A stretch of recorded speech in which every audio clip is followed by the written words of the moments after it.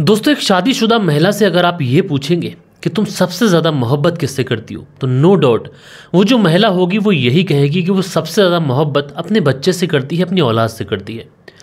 लेकिन दोस्तों, आज की जो कहानी मैं आप लोगों को सुनाने जा रहा हूँ, इसमें एक महिला है और ये महिला अपने 19 साल के बेटे को कुछ इस कदर ज़ोर से पकड़ी हुई है कि वो बेटा जो है 19 साल का बच्चा ऑलमोस्ट जवान ही होता है, वो बच्चा अपनी माँ से छुड़ाने की कोशिश कर कर भागने की कोशिश करना चाहता है। लेकिन इस माँ ने न जाने इसके अंदर ये ताकत कहाँ से आई है कि उसने इस लड़के को इतनी ज़ोर से पकड़ रखा है और पकड़ने के बाद में इस बच्चे को लेकर सीधा पुलिस थाने पहुँच जाती है।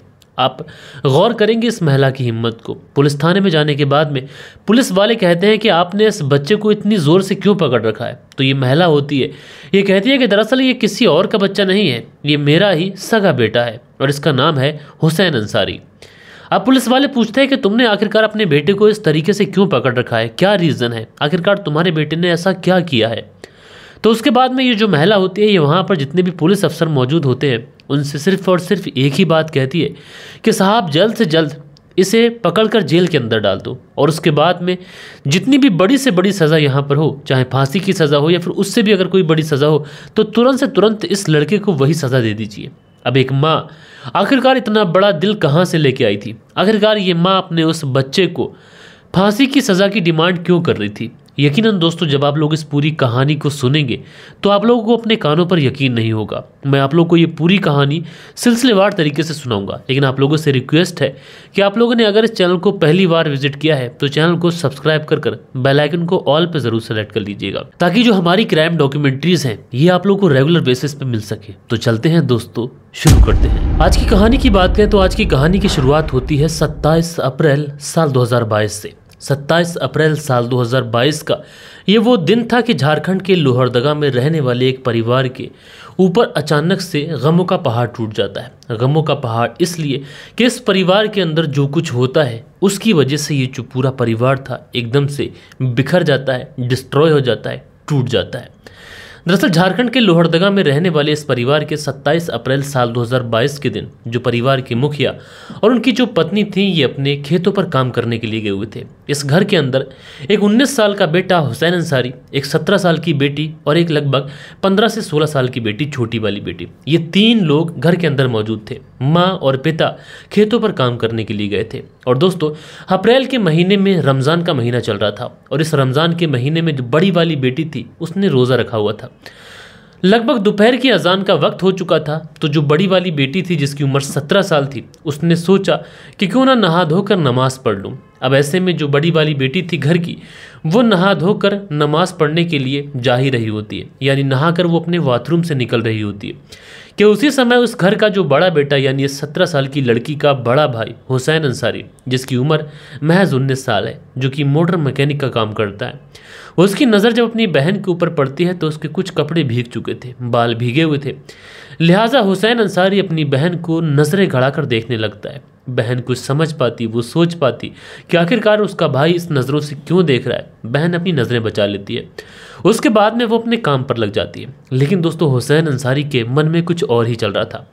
हुसैन अंसारी सीधा किचन में जाता है। किचन में जाने के बाद में वहाँ से एक चाकू उठाता है और चाकू उठाने के बाद में लेके आता है और पीछे से अपनी बहन को पकड़ता है और उसकी गर्दन पर चाकू रख देता है और कहता है कि देखो, तुमने अगर ज़रा से भी हिलने की कोशिश की तो तुम्हारी गर्दन उड़ा दूंगा। अब बहन समझ ही नहीं पा रही है कि आखिरकार उसका भाई क्या करने जा रहा है। उसके बाद में हुसैन अंसारी उस अपनी बहन को ज़ोर ज़बरदस्ती कमरे के अंदर लेके जाता है और उसके बाद में अपनी बहन के जिस्म से एक एक कपड़े को उतार देता है एंड उसके बाद में ये अपनी ही सगी बहन के साथ में मुंह काला करता है। दोस्तों, वो लड़की चीखती है, चिल्लाती है, अपने रिश्ते की दुहाई देती है, कहती है कि भाई मैंने रमज़ान रखा हुआ है और रमज़ान के महीने में तुम मुझसे इस तरीके का काम कर रहे हो, तुम्हें शर्म नहीं आती है।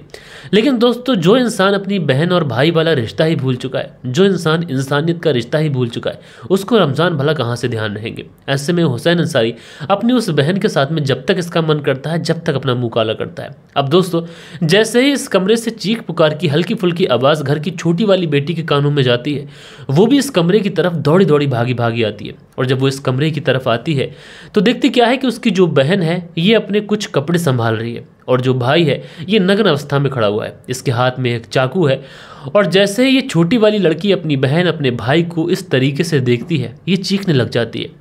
अब जो भाई था हुसैन अंसारी, वो अपनी छोटी बहन की तरफ चाकू लहराते हुए कहता है कि देखो, अगर तुमने ज़रा भी चीखने की कोशिश की तो ये जो चाकू है तुम्हारी गर्दन के पार कर दूंगा। अब छोटी वाली जो बिटिया थी डर जाती है, लेकिन कहीं ना कहीं उसकी सिसकियाँ बंधी हुई थी, वो तड़प रही थी, उसके मुंह से आवाज़ निकलने को थी, लेकिन जैसे तैसे मुंह पर हाथ रखकर वो अपने आवाज़ बंद करने की कोशिश कर रही थी। कहीं ऐसा ना हो ये जो भाई आज सनकी हो चुका है, कहीं हम दोनों बहनों का गला रेत दे। लिहाजा दोस्तों इस घर के अंदर अचानक से कुछ ऐसा होता है। घर की जो माँ थी, यानी जो पति पत्नी काम पर गए हुए थे, उसमें जो माँ थी घर की, वो किसी काम से जल्दी लौट आती है। जैसे ही वो अपने घर का दरवाज़ा खोलती है और इस घर के अंदर का जो दृश्य होता है उस महिला को विचलित कर जाता है। जैसे ही वो घर के अंदर नज़र डालती है तो देखती क्या है कि इसका जो इकलौता बड़ा बेटा है उसके जिस्म पर एक भी कपड़ा मौजूद नहीं है और उसकी दोनों बहनें खड़ी हुई रो रही हैं। यानी इस महिला का बेटा नग्न अवस्था में खड़ा हुआ है, दोनों बिटियां ज़ारो कतार रो रही हैं और इस लड़के के हाथ में चाकू है। अब महिला को समझ पाती, लेकिन माँ को देखते ही जो दोनों बेटियां थी अब ये और ज़्यादा ज़ोर ज़ोर से ज़ारो कतार रोने लगती है। हुसैन अंसारी समझ नहीं पाता है कि अब ये क्या करे।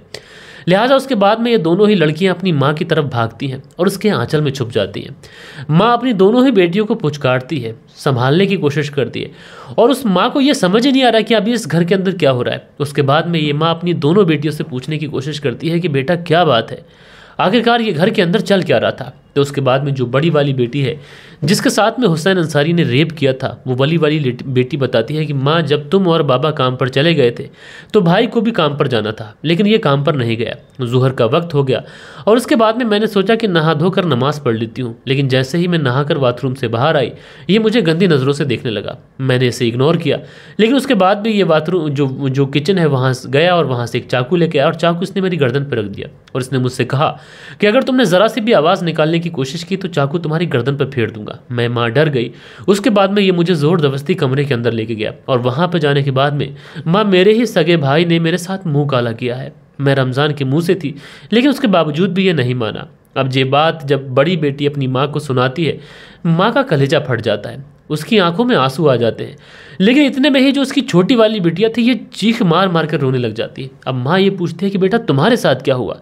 तो ये छोटी वाली जो बेटी होती है ये बताती है कि माँ बड़ी वाली बहन के साथ में तो इस हुसैन अंसारी ने आज कुछ किया है, लेकिन मेरे साथ तो पिछले 3 सालों से यही कुकर्म करता हुआ चला रहा है। कभी डंडे की नोक पर, कभी चाकू की नोक पर, कभी डरा कर, कभी धमका कर, और पिछले 3 साल से लगातार मेरे साथ में शारीरिक शोषण कर रहा है, मेरा रेप कर रहा है। जब कभी भी मैं विरोध करती हूँ तो ये मुझे जान से मारने की धमकी देता है। अब इसका जब मुझसे दिल भर गया तो ये बड़ी वाली दीदी के ऊपर सवार हो गया। जैसे ही ये बात वो माँ सुनती है उसका तो कलेजा फट जाता है। उसके बाद में हुसैन अंसारी सोचता है कि अब इन दोनों लड़कियों ने अपनी माँ को सारी बात बता दी है तो क्यों ना माँ को ही मैं अपने अंडर ले आऊँ। लिहाजा उसके बाद में हुसैन अंसारी भागता है और अपनी माँ को गलत तरीके से टच करने की कोशिश करता है, माँ को भी कन्विंस करने की कोशिश करता है। लेकिन दोस्तों माँ तो माँ होती है, उसकी दोनों बच्चियाँ उसके सामने ज़ारो कतार रो रही हैं। लिहाजा ये माँ थी उस हुसैन अंसारी को वहीं पर थप्पड़ों से मारने लग जाती है। उसके बाद में उसे पकड़ती है और उसके घर से तकरीबन आधा किलोमीटर दूर पर पुलिस थाना था और वहाँ तक ये उस हुसैन अंसारी को खचेड़ते हुए लेके जाती है अकेली। हज़ारों लोगों की भीड़ है, हज़ारों लोगों की भीड़ ये देख रही है कि आखिरकार ये माँ अपने इस बेटे को खचेड़ते हुए मारते हुए क्यों लेके जा रही है। इसका पुलिस थाने तक एक भी थप्पड़ रुकता नहीं है, थप्पड़ों की बरसात लगातार रहती है। उसके बाद में पुलिस थाने के बाद में जाने के बाद में यही कहती है कि साहब इस हुसैन अंसारी को, जो मेरा बेटा है, इकलौता बेटा है, इसने कुछ इस तरीके का घिनौना कृत्य किया है कि इसको जितनी जल्दी से जल्दी हो सके आप फांसी की सज़ा दिला दीजिए। दोस्तों मैं सैल्यूट करूंगा ऐसी माँ के ऊपर। बहुत सारी जगहों पर मैंने देखा है कि इकलौता अगर बेटा होता है तो उसे सर पे चढ़ा लिया जाता है और कोई इस तरीके का कुकर्म कर देता है तो उसके बाद भी लड़कियों की आवाज़ को दबाने की कोशिश की जाती है। लेकिन यहाँ पर सलाम है इस माँ के जज्बे को कि इसने अपने बेटे के बारे में एक पल भी नहीं सोचा और उसके बाद में सीधा इसे पुलिस थाने लेके पहुँची। दोस्तों आप लोग इस पूरी कहानी को किस तरीके से देखते हैं, अपनी राय नीचे कमेंट्स बॉक्स में दीजिएगा। और ऐसे दरिंदे को क्या समाज में जीने का कोई अधिकार है, इसको क्या सज़ा मिलनी चाहिए, कमेंट्स करके बताइएगा। बाकी दोस्तों मिलते हैं कल के दिन किसी और स्टोरी के साथ में। जब तक के लिए अपना ख्याल रखें, देश का ख्याल रखें, परिवार के रिश्तों की अहमियत को समझें। जय हिंद, जय भारत।